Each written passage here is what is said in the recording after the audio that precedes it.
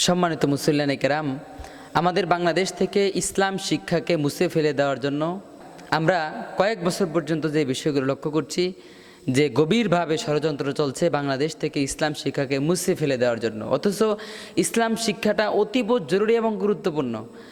হজরতে আদম আলাইহিসসালাম থেকে বিশ্বনবী আগমন পর্যন্ত সমস্ত নবীদের একটাই বাণী ছিল যে বিশ্বনবী আগমন করতেছেন, বিশ্বনবী আসতেছেন, এটা তাদের প্রচার ছিল। সমস্ত নবীরা এসে প্রচার করে গেছেন যে আমরা শুধু আগমনের বার্তা দিব, সকল কথা এসে তিনিই বলবেন। তো সেই বিশ্বনবী যখন আসলেন দুনিয়াতে, আর আল্লাহ রাব্বুল আলামিন বিশ্বনবীকে সর্বপ্রথম যেই ওহীটা নাজিল করলেন সেটাই হলো ইকরা বিসমি রাব্বিকাল্লাযী খলাক, পড়ো তোমার প্রভুর নামে।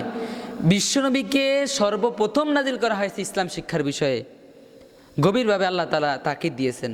তাহলে বোঝা যায় বিশ্বনবীকে আগমনের মূল থিম হলো পৃথিবী নাজিল থেকে বিশ্বনবী পর্যন্ত আল্লাহ তাআলা একটা কথা বলবেন, সেই কথাটা বিশ্বনবীর মুখ দিয়ে বলাবেন। সেটা সর্বপ্রথম আল্লাহ তাআলা বলিয়েছেন ইকরা বিসমি রাব্বিকাল্লাযী খলাক। বিশ্বনবীকে আল্লাহ তাআলা অর্ডার করলেন ইসলাম শিক্ষা বাধ্যতামূলক করতে হবে, আল্লাহকে চিনতে হবে, ইসলামকে শিখতে হবে। তো সেই ইসলামকে মুছে ফেলে দেওয়ার জন্য গভীরভাবে ষড়যন্ত্র চলছে।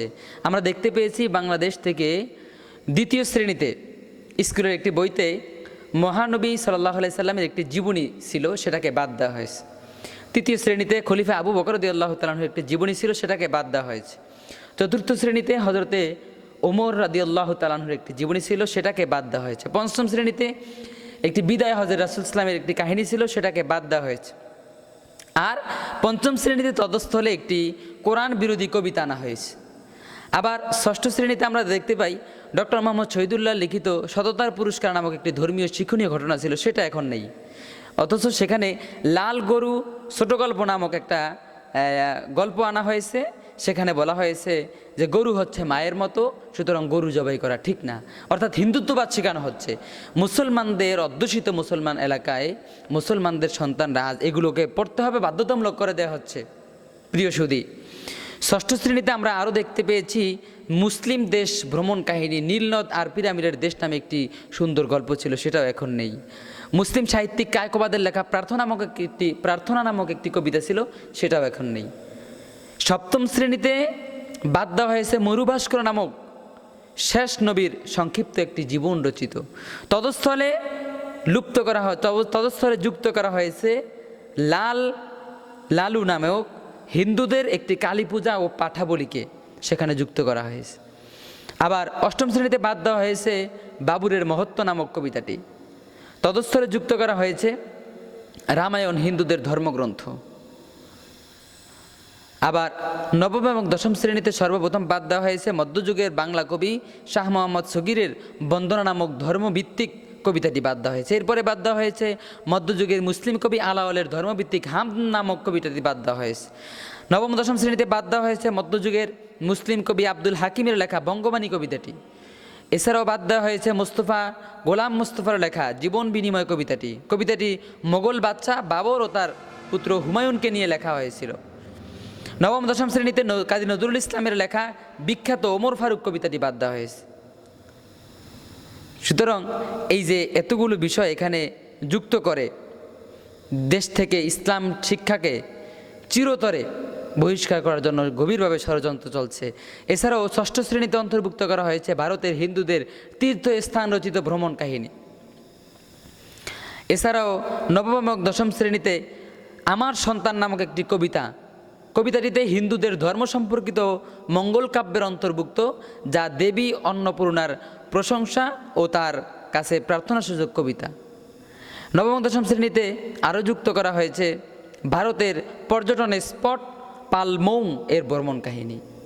নবম দশম শ্রেণীতে পড়ানো হচ্ছে সময় গেলে সাধন হবে না শিরোনামে বাউলদের বিকৃত যৌনাচার। সাকোটা দুলছে শিরোনামের কবিতাটি দিয়ে ৪৭-এর দেশভাগকে হ্যায় করা হচ্ছে, যা দিয়ে কৌশলে দুই বাংলা এক করে দেওয়া, অর্থাৎ বাংলাদেশকে ভারতের অন্তর্ভুক্ত হতে শিক্ষা দেওয়া হচ্ছে। নবম দশম শ্রেণীতে প্রবেশ করেছে সুখের লাগিয়া নামক একটি কবিতা, যা হিন্দুদের রাধাকৃষ্ণের লীলা কীর্তন। তা আমরা এই শিক্ষাকে কোনোভাবে ইসলাম শিক্ষা তো দূরের কথা, ধর্ম শিক্ষাও বলার সুযোগ নেই, যেহেতু ধর্ম হলো সকল ধর্মই এখানে অন্তর্ভুক্ত আছে। শুধু এককেন্দ্রিক হিন্দুত্ববাদ শেখানো হচ্ছে, আজ সমস্ত মুসলমানদেরকে বাধ্য করা হচ্ছে। তা আমরা ডক্টর দীপু মুন থেকে শুরু করে সর্বোচ্চ পর্যায়ে যারা দায়িত্বশীল হিসেবে আছেন, আপনাদের কাছে বিনীত অনুরোধ করব, এই গভীর ষড়যন্ত্রকে আপনারা মুসলমান প্রত্যেক স্তরে যারা মুসলমান রয়েছেন, আপনারা আপনাদের ইসলামকে ভালোবাসতে শিখুন, ইসলামী শিক্ষাকে ভালোবাসতে শিখুন, ইসলামী তাহজিব তামুদ্দনকে ভালোবাসতে শিখুন। যে ইসলামের মূল থিম হচ্ছে ইকরা বিসমি রব্বিকাল্লাযী দিয়ে খলাক। সর্বপ্রথম ওহী নাজিল হয়েছে যে তোমার প্রভুর নামে পড়তে হবে, ইসলামকে জানতে হবে, ইসলামকে শিখতে হবে। সেই ইসলামকে যদি আজ বাদ দেওয়া হয়, তাহলে গোটা জাতি এমনভাবে নিপতিত হবে, এক সময় এই দেশে যখন ইসলাম থাকবে না, ইসলামী শিক্ষা থাকবে না, তখন এই মুসলমানদের মৃত্যু হবে কুকুল, শ্রীগাল আর বাঘের মতো, যাদের কোনোদিন জানাজা হবে না, তাদের কাফন দাফন কীভাবে করতে হয় তা মুসলমানরা জানার সুযোগ থাকবে না। তখন মানুষ মারা যাবে, আর এক কাক আরেক কাকে যেভাবে মাটির মধ্যে পুঁতে রাখে, মানুষকে সেভাবে জানাজা ছাড়া, দাফন ছাড়া, কাফন ছাড়া তাকে সেভাবে পুঁতে রাখতে হবে, এছাড়া করার কিছু থাকবে না। প্রিয় সুধী, আজ সকল স্তরের দায়িত্বশীলদেরকে কাছে বিনীত অনুরোধ করব, আপনার এখনও সময় আছে, এখনও 6 মাস সময় আছে, আগামী বছর এই বাস্তবায়ন প্রণয়ন হবে। সুতরাং 6 মাসে আরও গভীরভাবে ভাবুন, আরও গভীর চিন্তা করুন, এখনও সুযোগ আছে, সময় আছে। আপনারা ইসলাম এই তাহজিব তামুদ্দনকে রক্ষার জন্য এগিয়ে আসুন। আর যদি আপনারা এগিয়ে না আসেন, তাহলে আপনাদের জন্য আল্লাহর গজবের অপেক্ষায় থাকতে হবে। আল্লাহ তাআলা ছাড় দেন কিন্তু ছেড়ে দেন না, এটা মনে থাকতে হবে। আল্লাহ রাব্বুল আলামিন আমাদের সকলকে শুনে আমল করার তৌফিক দান করুন, আমিন।